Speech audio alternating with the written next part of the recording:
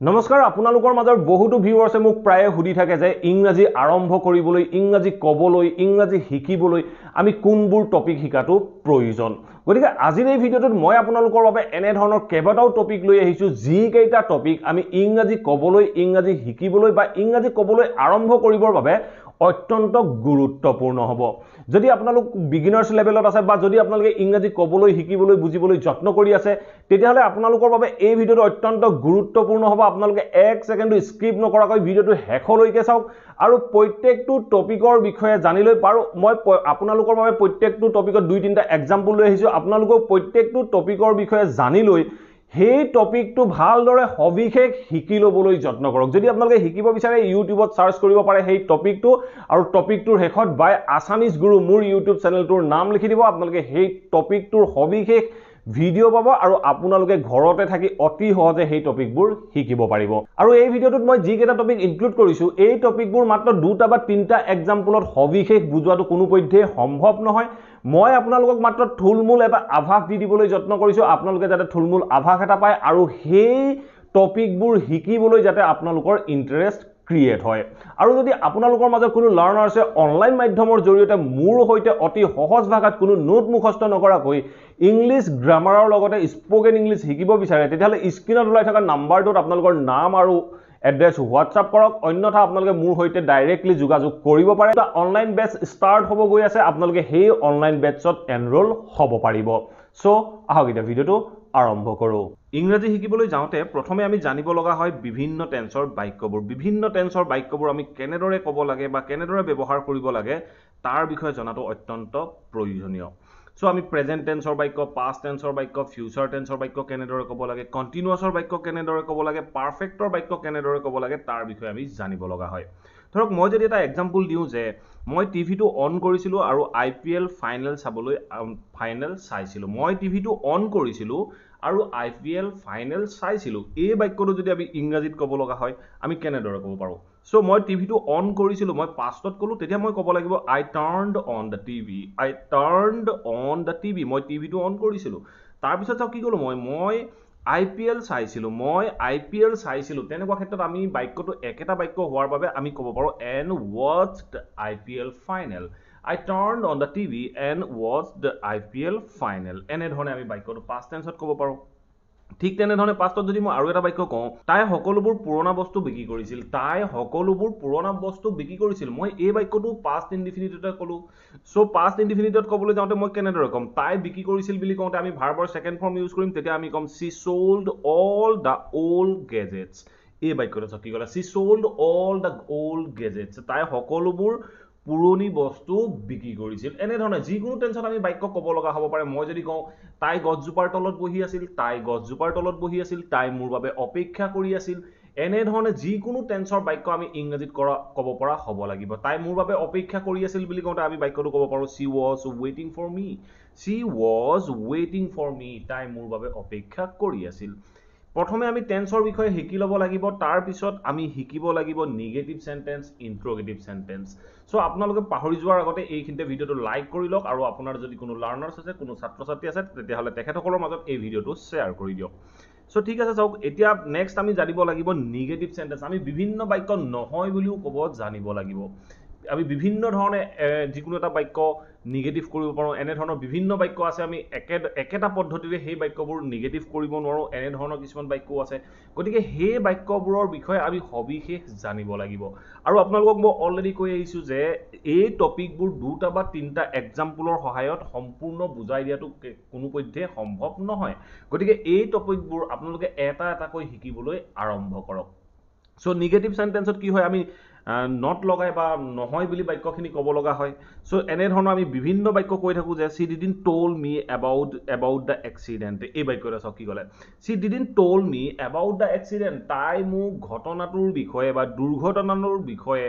কোৱা নাছিল তাই মোক কোৱা নাছিল বুলি কৈছো মই past indefinite-ত কৈছো তেতিয়া মই didn't ব্যৱহাৰ কৰিছো তেতিয়া মই বাক্যটো কৈছো যে she didn't told me about the accident তাই মোক এক্সিডেন্টৰ বিষয়ে কোৱা নাছিল ঠিক তেনে ধৰণে আমি বিভিন্ন বাক্য ক'ব পাৰো আমি ক'ব পাৰো যে I will not এই বাক্যটো চাওক কি ক'লে I will not spend time with her এই বাক্যটো চাওক কি ক'লে এই বাক্যটো মই ফিউচাৰত কৈছো ফিউচাৰত কোৱাৰ বাবে মই উইল নট ব্যৱহাৰ কৰিলো মই তেতিয়া কৈছো যে আই উইল নট বা I won't spend time with her মই তাইৰ লগত সময় অতিবাহিত নকৰো মই তাইৰ লগত সময় নকটাও এনে ধৰণে যেতিয়া ক'ব লগা হয় তেনেকুৱা ক্ষেত্ৰত মই বাক্যটো ফিউচাৰত ক'ব লগা হ'ল আৰু মই বাক্যটো ক'লো আই ওন্ট বা I will not spend time with her এনে ধৰণে আমি ক'ব লগা হয় আৰু আমি যেতিয়া কোনো ব্যক্তিৰ লগত কথা পাতিবলৈ যাওঁ তেনেকুৱা ক্ষেত্ৰত ইন্টাৰোগেটিভ সেন্টেন্স আমাৰ বাবে অত্যন্ত গুৰুত্বপূৰ্ণ ধৰক আপুনি কোনোবা এজন বন্ধুক লগ পালে তোমাৰ খবৰ কি তুমি ক'ৰ পৰা আহিলা কলৈ যাবা এনে ধৰণেও যদি সুধিব লগা হয় তেনেকুৱা ক্ষেত্ৰত ইন্টাৰোগেটিভ সেন্টেন্স আমাৰ বাবে অত্যন্ত গুৰুত্বপূৰ্ণ হৈ পৰে সো ইন্টাৰোগেটিভ সেন্টেন্সৰ অবিহনে আমি এটা কনভাৰসেচন কন্টিনিউ কৰাটো আমাৰ বাবে কিছু ক্ষেত্ৰত অসম্ভৱ হৈ পৰে গতিকে সেইভাবে আপোনালোকে ইন্টাৰোগেটিভ সেন্টেন্স শিকাটো অত্যন্ত গুৰুত্বপূৰ্ণ সো আমি ইন্টাৰোগেটিভ সেন্টেন্স কেনেদৰে ব্যৱহাৰ কৰোঁ দুই এটা এক্সাম্পলৰ মাধ্যমেৰে ইয়াক বুজিবলৈ যত্ন কৰোঁ সো ফাৰ্স্ট সেন্টেন্স কি কৈছে Where will you be tomorrow? Where will you be tomorrow? এই বাক্যটো চাওক ইয়াত মই where will you be ব্যৱহাৰ কৰিলো এই be টো যেটো ব্যৱহাৰ কৰিলো এই be টোৱে সদায় থকা বা হোৱা বুজাব সো এই বাক্যটো কি কৈছে where will you be tomorrow তুমি অহা কালিলৈ ক'ত থাকিবা তুমি অহা কালিলৈ ক'ত থাকিবা বুলি কওঁতে আমি বাক্যটো ক'লো where will you be tomorrow ঠিক তেনে ধৰণে নেক্সট সেন্টেন্স কি কৈছে How did you এই বাক্যটো চাওক কি ক'লে How did you solve this problem? How did you solve this problem? তুমি এই প্ৰবলেমটো কেনেদৰে সলভ কৰিলা তুমি এই প্ৰবলেমটো কেনেদৰে সলভ কৰিলা বুলি মই প্ৰশ্ন সুধিছো ধৰক আপুনি কিবা এটা প্ৰবলেম সলভ কৰি দিলে তেতিয়া মই আপোনাক কৈছো তুমি এই প্ৰবলেমটো কেনেদৰে সলভ কৰিলা তেতিয়া মই বাক্যটো কি ক'ম How did you solve this problem? ঠিক তেনে ধৰণে নেক্সট বাক্যটো চাওক নেক্সট বাক্যটো কি কৈছে How did you break your phone? How did you break your phone? তুমি তোমাৰ ফোনটো কেনেকৈ ভাঙিলা তুমি তোমাৰ ফোনটো কেনেকৈ ভাঙিলা বা আপুনি আপোনাৰ ধৰক ফোনটো ভাঙিলে ভঙাৰ পিছত মই আপোনাক সুধিছো আপুনি আপোনাৰ ফোনটো কেনেদৰে ভাঙিলে বা কেনেকৈ ভাঙিবলৈ পাৰিলে কেনেদৰে ভাঙিলে এনে ধৰণে ক'বলৈ যাওঁতে মই বাক্যটো ক'ব পাৰো How did you break your phone? ইয়াৰ পাছত এটা ইম্পৰ্টেন্ট পইণ্ট হ'ল কনজাংচন ইংৰাজী শিকিবৰ বাবে অত্যন্ত গুৰুত্বপূৰ্ণ বিভিন্ন কনজাংচন আছে বিভিন্ন কনজাংচনৰ বিষয়ে শিকিবলৈ যত্ন কৰক কোঅৰ্ডিনেটিং কনজাংচন কোৰিলেটিভ কনজাংচন এনে ধৰণে বিভিন্ন কনজাংচন আছে এই কনজাংচনবোৰৰ বিষয়ে জনাটো আমাৰ বাবে অত্যন্ত গুৰুত্বপূৰ্ণ এটা খুব কমন কনজাংচন আমি এণ্ড এই কনজাংচনটো আমি বিভিন্ন কথা বতৰাত ব্যৱহাৰ কৰি থাকো মই ভিডিওটোৰ আৰম্ভণিতে আপোনালোকক এটা এক্সাম্পল দিছিলো যে I turned on the TV and watched IPL match. I turned on the TV and watched IPL match. এই বাক্যটো চাওক কি ক'লে I turned on the TV. মই টিভিটো অন কৰিছিলো I watched IPL match. আৰু মই টিভিটো অন কৰিছিলো মই IPL ফাইনেল চাইছিলো বা I watched IPL ফাইনেল এই বাক্যটো দুটা বাক্য এই একেটা সাবজেক্টে যেতিয়া দুটা কাম কৰিলে তেনেকুৱা ক্ষেত্ৰত আমি বাক্য দুটা সংযোগ কৰিবলৈ মই n টো লগাই দিলো আৰু সেকেন্ড বাক্যটোৰ যেটো subject হয় subjectটো ৰিমুভ কৰি দিলো তেতিয়া মই বাক্যটো কৈছো যে I turned on the TV and watched IPL final এনে ধৰণে আমি ক'ব পাৰো বা আমি কেতিয়াবা এনে ধৰণেও ক'ব পাৰো যে তাই মোক নিমন্ত্ৰণ দিছিল কিন্তু মই যাব নোৱাৰিলো তাই মোক নিমন্ত্ৰণ দিছিল কিন্তু মই যাব নোৱাৰিলো ইয়াতে আমি বাট কনজাংচনটো কিন্তুটোৰ কাৰণে ব্যৱহাৰ কৰিব পাৰো তেতিয়া আমি ক'ব পাৰো যে she invited me but I couldn't go there she invited me but I couldn't go বা I couldn't go there তাই মোক নিমন্ত্ৰণ দিছিল কিন্তু মই তালৈ যাব পৰা নাছিলো এনে ধৰণে আমি ক'ব পাৰো ঠিক তেনে ধৰণে বিভিন্ন কনজাংচন আছে আমি because এটা কনজাংচন হিচাপে ব্যৱহাৰ কৰিব পাৰো সো আমি ক'ব পাৰো যে I didn't go to office because I was ill I didn't go to office মই অফিচলৈ যোৱা নাছিলো তাৰ পিছত চাওক মই কি কৈছো I was ill মোৰ জ্বৰ হৈ আছিল বুলি কওঁতে আমি বাক্য দুটা সংযোগ কৰিবলৈ যাওঁতে আমি কেনে ধৰণে কম মই অফিচলৈ যোৱা নাছিলো কাৰণ মোৰ জ্বৰ হৈ আছিল এনে ধৰণে ক'বলৈ যাওঁতে আমি because কনজাংচনটো বাক্য দুটাৰ মাজত ব্যৱহাৰ কৰি দিব পাৰো আমি ক'ব পাৰো যে I didn't go to office because I was ill এনে ধৰণে আমি ক'ব লাগে ঠিক আছে এতিয়া চাও আমি নেক্সট ইম্পৰ্টেন্ট পইণ্টটো হ'ল প্ৰিপজিশন আমাৰ ইংৰাজী শিকিবৰ বাবে অত্যন্ত গুৰুত্বপূৰ্ণ যেনে ধৰণে টেন্স নিগেটিভ ইন্টাৰোগেটিভ কনজাংচন আৰু প্ৰিপজিশন এইকেইটা মোস্ট ইম্পৰ্টেন্ট পইণ্ট আমি বিভিন্ন প্ৰিপজিশনৰ বিষয়ে জানিব লাগিব বিভিন্ন প্ৰিপজিশনৰ বিষয়ে নেজানিলে আমি এক্সাক্ট লোকেশন বা এক্সাক্ট পজিশন এক্সাক্ট টাইম দেখাবৰ বাবে আমাৰ অসুবিধা হয় যদি আমি বিভিন্ন প্ৰিপজিশনৰ বিষয়ে জানো তেনেকুৱা ক্ষেত্ৰত যিকোনো এটা বস্তু বা যিকোনো এজন ব্যক্তিৰ এক্সাক্ট লোকেশন এক্সাক্ট পজিশন দেখাব পাৰো আমি টাইমৰ বিষয়ে সবিশেষ ক'ব পাৰো এনেকুৱা ক্ষেত্ৰত প্ৰিপজিশন আমাৰ বাবে অত্যন্ত গুৰুত্বপূৰ্ণ আমি প্ৰিপজিশনো বিভিন্ন বাক্য বিভিন্ন প্ৰিপজিশন বিভিন্ন বাক্যত ব্যৱহাৰ কৰিব পাৰোঁ প্ৰিপজিশনৰ যেটো টপিক হয় এটো অলপ দীঘলীয়া হয় আপোনালোকে ভালদৰে প্ৰত্যেকটো প্ৰিপজিশনৰ বিষয়ে ষ্টাডি কৰিব লাগিব সো দুই এটা এক্সাম্পল আছে এক্সাম্পল কেটা চাওক ফাৰ্স্ট এক্সাম্পল চাওক কি কৈছে she was waiting for you across the road এই বাক্যটো আছে কি কলে she was waiting for you across the road এই বাক্যটো আছে কি কৈছে she was waiting for প্ৰিপজিশন আমি ব্যৱহাৰ কৰিলো মই নিৰ্দিষ্টকে কাৰ কাৰণে অপেক্ষা কৰি আছে তাৰ বিষয়ে দেখাইলো আপোনাৰ বাবে অপেক্ষা কৰি আছিল she was waiting for you তাই আপোনাৰ বাবে অপেক্ষা কৰি আছিল কাৰ বাবে নিৰ্দিষ্ট ব্যক্তিজন দেখালো তাৰ পিছত কি কৈছে কোড অপেক্ষা কৰি আছিল মই এক্সাক্ট লোকেশনটো দেখালো তাই পজিশনটো দেখালো across the road ৰাস্তাটোৰ হিপাৰে তাই আপোনাৰ বাবে অপেক্ষা কৰি আছিল এই বাক্যটোত আমি for আৰু across দুইটা প্ৰিপজিশন ব্যৱহাৰ কৰিছো ঠিক আছে ঠিক তেনে ধৰণে নেক্সট সেন্টেন্স চাওক নেক্সট সেন্টেন্স কি কৈছে he hit the ball over the boundary he hit the ball over the boundary he hit the ball he বলটো মাৰিছিল ধৰক এজন লৰাই ক্ৰিকেট খেলি আছিল বলটো হি বেটেদি কুবাই পঠিয়ালে সো কুবাই দিয়াৰ লগে লগে মই কৈছো যে he hit the ball he বলটো মাৰিছিল কোন ফালেদি মাৰিছিল over the boundary boundaryৰ ওপৰেদি মাৰিছিল boundaryৰ ওপৰেদি মানে কোনো ডপ নোহোৱাকৈ boundaryৰ ওপৰেদি বলটো পাৰ হৈ গৈছিল তেনেকুৱা ক্ষেত্ৰত আমি হেতু 6 বুলি কওঁ সো এতিয়া চাওক হে বাক্যটো কি কল মই he hit the ball over the boundary boundaryৰ ওপৰেদি মাৰিছিল ঠিক আছে এতিয়া চাওক নেক্সট সেন্টেন্স কি কৈছে she broke the stick into two pieces এই বাক্যটো চাওক কি কলে she broke the stick তাই লাঠিডাল ভাঙিছিল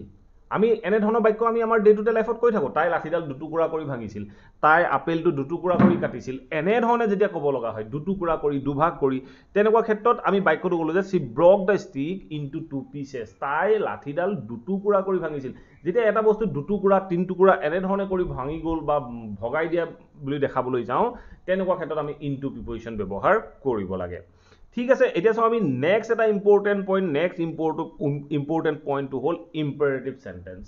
ইম্পেৰেটিভ সেন্টেন্স আমাৰ ডে টু ডে কনভাৰসেচনৰ কাৰণে অত্যন্ত গুৰুত্বপূৰ্ণ আমি আমাৰ ডে টু ডে লাইফত এনে ধৰণৰ বিভিন্ন বাক্য কৈ থাকো যিবোৰ বাক্য যদি আপোনালোকে ট্ৰান্সলেট কৰিবলৈ যায় ইংৰাজীলৈ তেতিয়া সেই বাক্যবোৰ ইম্পেৰেটিভ সেন্টেন্সলৈ ট্ৰান্সলেট কৰিব লগা হয়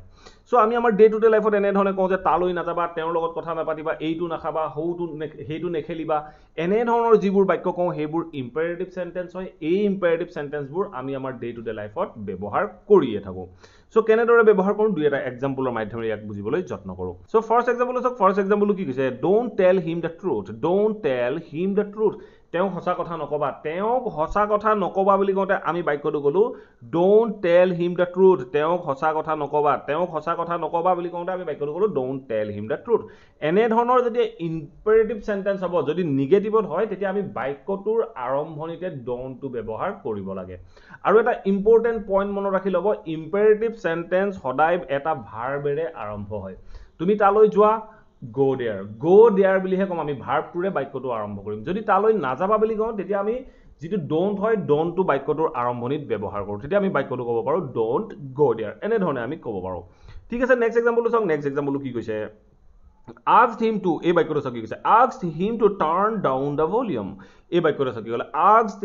ask him to turn down the volume মানে তেওঁক ভলিউমটো কমাব কোৱা তেওঁক ধৰক কোনোবা এজন লাউড মিউজিক শুনি আছে আপুনি কৈছে যে তেওঁক ভলিউমটো কমাব কোৱাচোন তেতিয়া আপুনি বাক্যটো ক'ব পাৰে ask him to turn down the volume এই বাক্যটোত ask টো হল ভাৰ্ব গতিকে ভাৰ্বটোৰে আমি বাক্যটো আৰম্ভ কৰিছো আমি কৈছো যে ask him to turn down the volume ঠিক আছে এটা আমি নেক্সট সেন্টেন্স কি কৈছে stop using phone while reading এই বাক্যটো কি কৈছে stop using phone while reading মানে কথা পাতি থাকোতে ফোন ইউজ কৰাটো বন্ধ কৰা কিতাপ পঢ়ি থাকোতে ফোন ইউজ কৰাটো বন্ধ কৰা ধৰক কোনোবাজন লৰাই কিতাপও পঢ়ি আছে লগতে মোবাইলটো ইউজ কৰি আছে আপুনি কৈছে যে কিতাপ পঢ়ি থাকোতে মোবাইল ইউজ কৰা বন্ধ কৰা বুলি কওঁতে আপুনি বাক্যটো ক'ব পাৰে stop using phone while reading কিতাপ পঢ়ি থাকোতে মোবাইল ফোন ইউজ কৰাটো বন্ধ কৰা ঠিক আছে কেতিয়াবা আমি এনে ধৰণৰ কিছুমান বাক্যও কওঁ ইম্পেৰেটিভ সেন্টেন্স কওঁ যিবোৰ ইম্পেৰেটিভ সেন্টেন্স আমি লেটাৰে আৰম্ভ কৰিব লগা হয় যেতিয়া আমি কওঁ যে তেওঁক আহিব দিয়া তেওঁক যাব দিয়া এনে ধৰণে কিবা এটা কাম কৰিব দিয়া বুলি কওঁ যিকোনো এটা কাম কিবা বস্তু দিয়াৰ কথা কোৱা নাই তেওঁক শুব দিয়া তেওঁক হোৱা কামটো কৰিব দিয়া বুলি কওঁ এনে ধৰণে যেতিয়া দিয়া বুলি কওঁ তেনেকুৱা ক্ষেত্ৰত আমি লেটাৰে বাক্যটো আৰম্ভ কৰিব লাগে আমি কেনেদৰে বাক্যত ব্যৱহাৰ কৰিম এটা বা দুটা এক্সাম্পল চাই লবলৈ যত্ন কৰা হওক মই যদি এটা বাক্য কওঁ যে let him finish homework first এই বাক্যটো চাওক কি ক'লে let him finish homework first তেখেতক প্ৰথম homework শেষ কৰিব দিয়া তেখেতক প্ৰথম homework শেষ কৰিব দিয়া বাক্যটো চাওক কি কৈছে let him finish homework first তেখেতক প্ৰথম homework শেষ কৰিব দিয়া বুলি কওঁতে আমি বাক্যটো ক'লো let him finish homework first তেখেতক প্ৰথম homework শেষ কৰিব দিয়া ঠিক আছে এটা সং নেক্সট সেন্টেন্স যাক মই যদি এই এনে ধৰণৰ বাক্য লেটৰ বাক্য কিছুমান যদি নিগেটিভত কওঁ নিগেটিভত ক'লে আমি কেনেদৰে কম নিগেটিভত যদি ইম্পাৰেটিভ সেন্টেন্স ক'ব লগা হয় মই অলৰেডি আপোনালোকক কৈ আহিলো ডোন্ট টু বাক্যটোৰ আৰম্ভণিত ব্যৱহাৰ কৰি দিব মই যদি এটা বাক্য কওঁ যে let them play on the street let them play on the street হিহঁতক ৰাস্তাত খেলিব দিয়া আপুনি কেতিয়াবা কোনবা ল'ৰা ছোৱালীক কয় নেকি যে ৰাস্তাত খেলা ৰাস্তাৰ মাজত খেলা এনে ধৰণে কেতিয়াও নকওঁ আমি কওঁ যে হিহঁতক ৰাস্তাৰ মাজত খেলিব নিদিবা বুলি কওঁ যেতিয়া নিদিবা বুলি ক'বলৈ যাওঁ তেনেকুৱা ক্ষেত্ৰত আমি লেটৰ আগত নট টু লগাই দিম ডোন্ট লগাই দিম তেতিয়া আমি বাক্যটো ক'ব লাগিব don't let them play on the street don't let them play on the street বা don't let them play on the road এনে ধৰণে আমি বাক্যখিনি ক'ব পাৰোঁ ঠিক আছে এতিয়া চাওঁ আমি নেক্সট এটা ইম্পৰ্টেণ্ট পইণ্টটো হ'ল মডেল ভাৰ্ব আমাৰ ডে টু ডে কনভাৰচেশ্যনৰ বাবে বা ইংৰাজী শিকিবৰ বাবে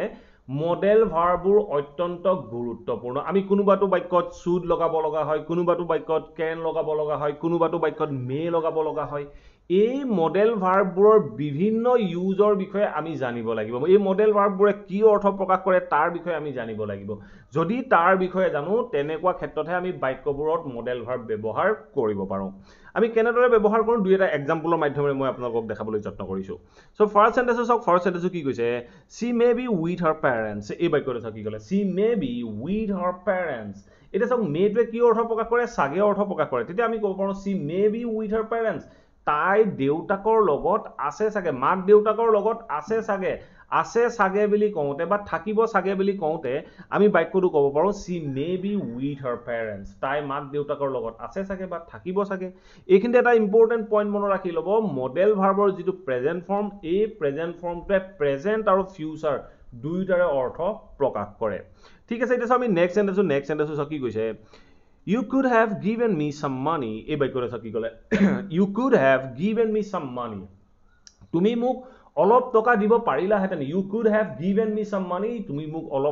অলপ টকা দিব পাৰিলাহেঁতেন এই বাক্যটো মই পাষ্টত কোৱাৰ বাবে কুডৰ লগত আমি have ব্যৱহাৰ কৰিলো আৰু ভাৰ্বৰ থাৰ্ড ফৰ্ম ব্যৱহাৰ কৰিলো আমি বাক্যটো ক'ল যে You could have given me some money ঠিক তেনে ধৰণে নেক্সট সেন্টেন্স কি কৈছে she may have been waiting for you তাই তোমাৰ বাবে অপেক্ষা কৰি আছিল সাগে বুলি কওঁতে আমি বাক্যটো ক'লো she may have been waiting for you ঠিক তেনে ধৰণে আমাক অন্য এক ধৰণৰ বাক্যও দৰকাৰ হয় সেই বাক্যবিধ হ'ল হাইপোথেটিকেল সেন্টেন্স কল্পনাত্মক বাক্য যে এনে আমি আমাৰ ডে টু ডে লাইফত এনে ধৰণৰ বিভিন্ন বাক্য কৈ থাকো যদি মোৰ ওচৰত টকা থাকিলেহেঁতেন মই তোমাক দিলোহেঁতেন যদি মই তালৈ গলোহেঁতেন মই তোমাক সহায় কৰিলোহেঁতেন এনে ধৰণৰ যিবোৰ কল্পনাত্মক বা হাইপোথেটিকেল সেন্টেন্স কওঁ এই হাইপোথেটিকেল সেন্টেন্সবোৰো আমাৰ ডে টু ডে কনভাৰচেশ্যনৰ কাৰণে অত্যন্ত গুৰুত্বপূৰ্ণ সো আমি কেনেদৰে হাইপোথেটিকেল সেন্টেন্স আমাৰ ডে টু ডে লাইফত ব্যৱহাৰ কৰোঁ দুটা এক্সাম্পল দিওঁ যাতে আপোনালোকে অলপ আইডিয়া ল'ব পাৰে আৰু শিকিবলৈ ইন্টাৰেষ্ট ক্ৰিয়েট কৰিব পাৰে সো ফাৰ্ষ্ট সেন্টেন্স কি কৈছে if I had money I would help you যদি মোৰ টকা থাকিলেহেঁতেন মই তোমাক সহায় কৰিলোহেঁতেন ধৰক আপুনি মোক অলপ সহায় বিচাৰিলে অলপ টকা বিচাৰিলে তেতিয়া মই আপোনাক কৈছো যে যদি মোৰ টকা থাকিলেহেঁতেন মই আপোনাক সহায় কৰিলোহেঁতেন তেতিয়া মই বাক্যটো ক'ব পাৰোঁ if I had money I would help you মই আপোনাক সহায় কৰিলোহেঁতেন ঠিক আছে নেক্সট সেন্টেন্স কি কৈছে if you had told me the truth যদি তুমি মোক সঁচা কথা ক'লাহেঁতেন মই এইটো বাক্য পাষ্টত কোৱাৰ বাবে পাষ্ট পাৰফেক্ট টেন্স ব্যৱহাৰ কৰিছো সো মই বাক্যটো কৈছো যে if you had told me the truth যদি তুমি মোক সঁচা কথা ক'লাহেঁতেন I would have forgiven you মই তোমাক ক্ষমা কৰি দিলোহেঁতেন যদি তুমি মোক আগতেই মানে অতীততে সঁচা কথাটো ক'লাহেঁতেন মই অতীততে তোমাক ক্ষমা কৰি দিলোহেঁতেন এনে ধৰণে ক'বলৈ যাওঁতে আমি বাক্যটো ক'লো if you had told me the truth I would have forgiven you মই তোমাক ক্ষমা কৰি দিলোহেঁতেন ঠিক আছে এতিয়া আমি নেক্সট ইম্পৰ্টেন্ট পইণ্ট আমি জানিবলগীয়া হয় পেসিভ ভইচৰ বাক্য ক'বলৈ আমি পেসিভ ভইচৰ বাক্য প্ৰত্যেক মুহূৰ্ততে আমাৰ ডে টু ডে লাইফৰ যিবোৰ কনভাৰচেশ্যন হয় তাৰ মাজত ব্যৱহাৰ কৰি থাকিব লগা হয় আমি আমাৰ ডে টু ডে লাইফত এনে ধৰণৰ বিভিন্ন বাক্য কৈ থাকোঁ যিবোৰ বাক্য আমি পেসিভলি ট্ৰান্সলেট কৰিব লগা হয় মই যদি এটা বাক্য কওঁ যে স্কুলখন ভাৰত স্বাধীন হোৱাৰ আগতেই এষ্টাব্লিছ হৈছিল এই বাক্যটো চাওক স্কুলখন ভাৰত স্বাধীন হোৱাৰ আগতেই এষ্টাব্লিছ হৈছিল এই বাক্যটো আপুনি পেসিভ ভয়েস নজনালৈকে বাক্যটো এজ ইট ইজ অসমীয়াৰ পৰা ইংৰাজীলৈ ট্ৰান্সলেট কৰিব নোৱাৰে সো পেসিভ ভয়েস জানিলে আমাৰ ডে টু ডে লাইফত ইউজ হৈ থকা এনে কিছুমান বাক্য থাকে যিবোৰ বাক্য আমি অসমীয়াত যেনেদৰে চিন্তা কৰোঁ তেনেদৰে ইংৰাজীত ক'ব পাৰোঁ সো মই বাক্যটো কি ক'লো স্কুলখন ভাৰত স্বাধীন হোৱাৰ আগতে বা ভাৰত স্বাধীন হোৱাৰ আগতে এস্টাবলিশ হৈছিল কোনে এস্টাবলিশ কৰিছিল তাৰ বিষয়ে নাই সো তেনেকুৱা ক্ষেত্ৰত আমি বাক্যটো ক'ব লাগিব সো তেতিয়া আমি বাক্যটো ক'ব পাৰোঁ যে the school had been established before India got independence the school had been established স্কুলখন এস্টাবলিশ হৈছিল কেতিয়া হৈছিল before India got independence ইণ্ডিয়াই স্বাধীনতা পোৱাৰ আগতেই স্কুলখন প্ৰতিষ্ঠা হৈছিল বুলি কৈ আমি বাক্যটো ক'লো the school had been established before India got independent ঠিক আছে নেক্সট সেন্টেন্স চাওক নেক্সট সেন্টেন্স কি কৈছে I was asked to go there I was asked to go there মোক তালৈ যাব কৈছিল যদি আপোনালোকে এই বাক্যটো চাওক আপুনি ধৰক আপুনি কাৰোবাক ক'ব লগা হ'ল যে মোক তালৈ যাব কৈছিল বুলি কওঁতে আপোনালোকে যদি পেসিভৰ বাক্য ফৰ্ম কৰিব নাজানে এই বাক্যটো আপোনালোকে অসমীয়াৰ পৰা ইংৰাজীলৈ ট্ৰান্সলেট কৰিব নোৱাৰিব সো আমি পেসিভৰ বিষয়ে যেতিয়া জানি মোক তালৈ যাব কৈছিল বুলি কওঁতে আমি কোনটো ভয়েসত আমি ট্ৰান্সলেট কৰিম তাৰ বিষয়ে যেতিয়া জানিম তেতিয়া আমি বাক্যটো সহজে ইংৰাজীত ক'ব পাৰিম সো আমি ক'ব পাৰোঁ যে I was told মোক কৈছিল বা I was asked to go there মোক তালৈ যাব কৈছিল বুলি কৈ আমি বাক্যটো ক'লো I was asked to go there next important পইণ্টটো হ'ল জিৰান্ড ইংৰাজী ক'বলৈ বা শিকিবলৈ জিৰান্ডো আমাৰ বাবে অত্যন্ত গুৰুত্বপূৰ্ণ সো আপোনালোকে নিশ্চয় জানে জিৰান্ড মানে ভাৰ্বৰ কন্টিনিউয়াছ ফৰ্ম বা ভাৰ্বত আইএনজি ব্যৱহাৰ হৈ থাকে আপোনালোকে হয়তো এইটোও নিশ্চয় জানে যে জিৰান্ড বাক্য এটা সাবজেক্ট বা অবজেক্ট হিচাপে ব্যৱহাৰ হৈ থাকে কিন্তু আমি আমাৰ ডে টু ডে লাইফত এনে ধৰণৰ কিছুমান বাক্য ব্যৱহাৰ কৰি থাকো এনে ধৰণৰ কিছুমান বাক্য কৈ থাকো হে বাক্যবোৰত আমি বাক্যৰ মাজত অবজেক্ট হিচাপে জিৰান্ড ব্যৱহাৰ কৰিব লগা হয় কেতিয়াবা আমি সাবজেক্ট হিচাপে জিৰান্ড ব্যৱহাৰ কৰিব লগা হয় আমি কেনেদৰে বাক্যত ব্যৱহাৰ কৰিব পাৰো দুই এটা এক্সাম্পল আপোনালোকক দেখাই দিবলৈ যত্ন কৰিছো সো ফাৰ্স্ট সেন্টেন্সত কি কৈছে doing exercise daily in the morning keeps আস হেলদি এই বাক্যটো কি ক'লে doing exercise daily in the morning সদায় ৰাতিপুৱা এক্সাৰসাইজ কৰাটোৱে কি কৰে keeps us healthy আমাক স্বাস্থ্যকৰ কৰি ৰাখে বুলি কৈ আমি বাক্যটো ক'লো doing exercise daily in the morning keeps us healthy ঠিক আছে নেক্সট বাক্যটো চাওক নেক্সট বাক্যটো কি কৈছে he was fined for driving too fast এই বাক্যটো চাওক কি ক'লে he was fined for driving too fast তাক মানে পেনাল্টি দিছিল তাক ফাইন লগাইছিল কি কাৰণে ফাইন লগাইছিল for driving too fast খুব স্পিডত গাড়ী চলোৱাৰ বাবে তাক ফাইন লগাইছিল এটা সব এই ফৰ প্ৰিপজিশনৰ পাছত আমি ড্ৰাইভ নকৈ ড্ৰাইভিং কৈছো সো প্ৰিপজিশনৰ পিছত যেতিয়া এটা জিৰান থাকিব তাক কোৱা হয় প্ৰিপজিশনেল অবজেক্ট সো প্ৰিপজিশনৰ পিছতো আমি হেইভাবে ভাৰ্বৰ কন্টিনিউয়াছ ফৰ্ম ব্যৱহাৰ কৰিব লগা হয় ঠিক আছে এটা সব নেক্সট সেন্টেন্স সব কি কৈছে I enjoy playing guitar মই উপভোগ কৰো I enjoy মানে মই উপভোগ কৰো মই ভাল পাওঁ কি ভাল পাওঁ playing guitar মই গিটাৰ বজাই ভাল পাওঁ I enjoy playing guitar মই গিটাৰ বজাই ভাল পাওঁ বা মই গিটাৰ বজোৱাটো উপভোগ কৰো এনে ধৰণে আমি জিৰান বাক্যত ব্যৱহাৰ কৰিব লগা হয় ঠিক আছে এতিয়া চাও আমি লাষ্ট এটা ইম্পৰ্টেন্ট পইণ্ট হে পইণ্টটো হ'ল কজেটিভ ভাৰ্বও আমাৰ বাবে অত্যন্ত গুৰুত্বপূৰ্ণ সো কজেটিভ ভাৰ্বৰ ওপৰত অলৰেডি মই কেইবাটাও ভিডিও প্ৰস্তুত কৰিছো যদি আপোনালোকে চাইছে সহজে বুজিব পাৰিব সো কজেটিভ ভাৰ্বে কি কৰে যেতিয়া আমি যিকোনো এটা কাম অন্য কোনো ব্যক্তিৰ হতুৱাই কৰোৱাও তেনেকুৱা ক্ষেত্ৰত আমি কজেটিভ ভাৰ্ব ব্যৱহাৰ কৰিব লগা হয় মই এটা আপোনালোকক সিম্পল এক্সাম্পল দিও মই চুলি কটুৱালো মই চুলি কাটিলো বুলি কওঁ আমি বা মই চুলি কটুৱালো বুলি কওঁ মই চুলি কাটিলো বুলি কওঁতে মই নিজৰ চুলি মই নিজে কাটি ল'ব নোৱাৰো মোৰ চুলি হয়তো এজন নাপিতে কাটি দিব এজন মই এখন সেলুনত গৈ মই চুলি কটুৱাম সো যেতিয়া মই মোৰ চুলি কটা কামটো অন্য কাৰোবাৰ হতুৱাই কৰোৱালো তেনেকুৱা ক্ষেত্ৰত আমি পজিটিভ ভাৰ্ব ব্যৱহাৰ কৰিব লগা হয় সো মই দুটা বা এটা এক্সাম্পল দি আপোনালোকক অকমান আইডিয়া দিবলৈ যত্ন কৰো মই যদি এটা বাক্য কওঁ যে she makes me clean his room daily এই বাক্যটো কি ক'লে he makes me clean his room daily এই বাক্যটো কি ক'লে he makes me he মোক কৰোৱায় he নকৰে মোক কৰোৱায় কি কৰোৱায় he makes me clean his room daily he মোক তাৰ ৰুমটো সদায় সাফ কৰোৱায় he নিজে সাফ নকৰে he যেটো সাবজেক্ট হয় সাবজেক্টটোৱে কাম নকৰে মোৰ হতুৱাই কামটো কৰোৱায় বুলি কৈ মই বাক্যটো ক'লো he makes me clean his room daily ঠিক আছে নেক্সট সেন্টেন্স কি কৈছে She will get her laptop fixed. she will তাই ভৱিষ্যতে কৈছো গতিকে আমি কৈছো she will get তাই কৰোৱাব কি কৰোৱাব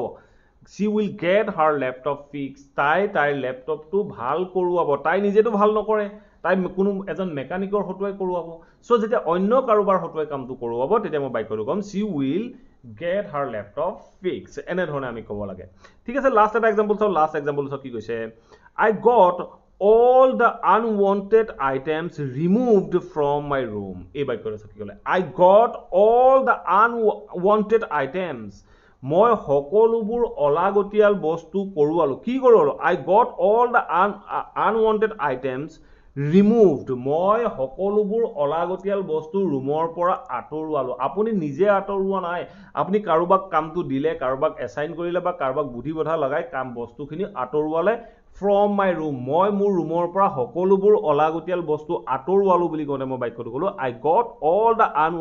unwanted items removed from my room এনে ধৰণে আমি পজিটিভ ভাৰ্বো ব্যৱহাৰ কৰিব লগা হয় আশা কৰো এই ভিডিওটোৰ পৰা আপোনালোকে এই টপিকবোৰৰ এটা থুলমূল আভাস ল'ব পাৰিলে আৰু এতিয়া আপোনালোকে এই টপিকবোৰ এটা এটাকৈ শিকিবলৈ যত্ন কৰক যদি ভিডিওটো ভাল পালে প্লিজ ভিডিওটো লাইক কৰক আৰু সকলোৰে মাজত শেয়াৰ কৰি যাবলৈ সমুলি নাপাহৰিব আৰু যদি আপোনালোকে চেনেলটো সাবস্ক্ৰাইব কৰা নাই সাবস্ক্ৰাইব কৰি অল নোটিফিকেশন অন কৰি ল'ব মই আপোনালোকৰ বাবে এনে ধৰণৰ ইংলিশ লাৰ্নিংৰ ভিডিও ৰেগুলাৰ আপলোড কৰি থাকো আপোনালোকে নোটিফিকেশন পাব আৰু ভিডিওবোৰ চাব পাৰিব thank you for watching this video have a nice day